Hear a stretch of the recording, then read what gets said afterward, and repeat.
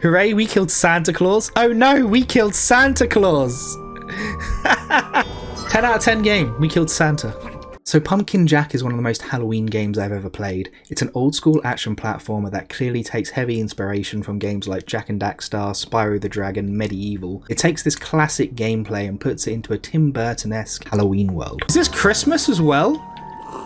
Oh my god, this is Nightmare Before Christmas, isn't it? The game's story is pretty basic. The devil got bored one day, so he decided to flood the earth with monsters. The people weren't too happy about this, so they picked a champion who was destined to stop the devil and save the world. The devil, not too happy about this, picks his own champion, Stingy Jack, takes his soul, stuffs it into a pumpkin, and sends him off to stop the wizard. What the game lacks in storytelling, it really makes up for it in the world building. There are 6 different levels in the game, each its own unique spooky environment filled with unique spooky monsters and funny NPCs that'll keep you engaged. I love the music.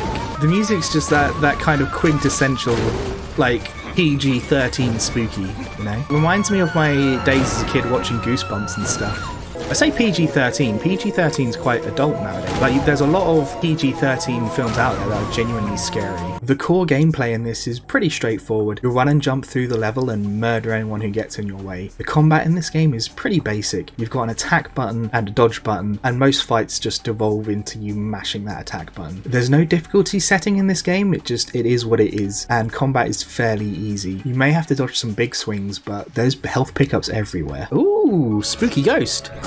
It's a spooky ghost! When you kill the enemies in this game, they become ghosts, right? You see their spirit float off. When we kill a spooky ghost, does it just become an even spookier ghost? Is that how that works? Thankfully, the boss fights in this game are a breath of fresh air. Each boss is big and impressive in its own way, and each one needs its own special strategy for taking it down. This adds some much needed complexity to the otherwise basic combat. You also get a new weapon at the end of every level to help mix things up, and while they all look cool, they don't really change much from a gameplay perspective. So just pick your favourite and keep mashing that attack. Spare magic wand? That's just a straight up gun. Oh my god, gun is powerful. Oh, gun is so much better than sword. Why is gun so powerful? All my melee weapons are now completely pointless. But the game isn't all just platforming and combat. Pumpkin Jack is absolutely filled with different puzzles and mini-games. In fact, I'd say that's one of the game's main strengths. You'll do a few minutes of platforming, a few minutes of combat, and puzzles, then you're riding a horse and racing a cart, and there's just no time to get bored because you're always moving on to the next thing. It's a horse riding section. Oh my god, he jumps! Oh god, I can feel my brain trying to retain this information. I was not expecting... What is this? It helps that the game has a pretty short runtime. The main story is only 4.5 hours long, which can make the full price for the game feel a bit steep, but it does often go on sale, and if you know where to look, you can buy a game key for really cheap, which makes it completely worth it. What happens when the crows eat your trail of breadcrumbs? The crows become breadcrumbs? Ah, I guess I follow the crows then. You lied to me. You lied to me, game! To help pad the length of the game, it's absolutely full of collectibles. There's 20 crow skulls in each level, which you can use to buy new skins for your character. There's also a gramophone in every level, which triggers a funny dancing cutscene. Oh damn! There's like a little dance number in this, that's great! Look at him go! He's got the moves!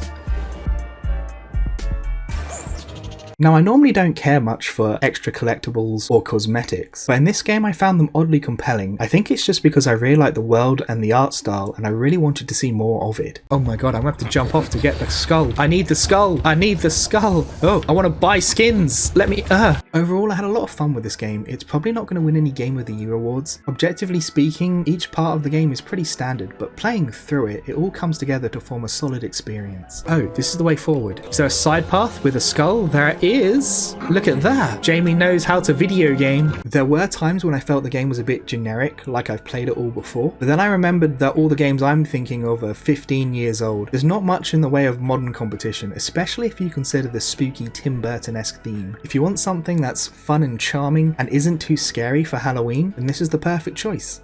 Oh, it's the gramophone. Right, here we go. Here we go. Yeah.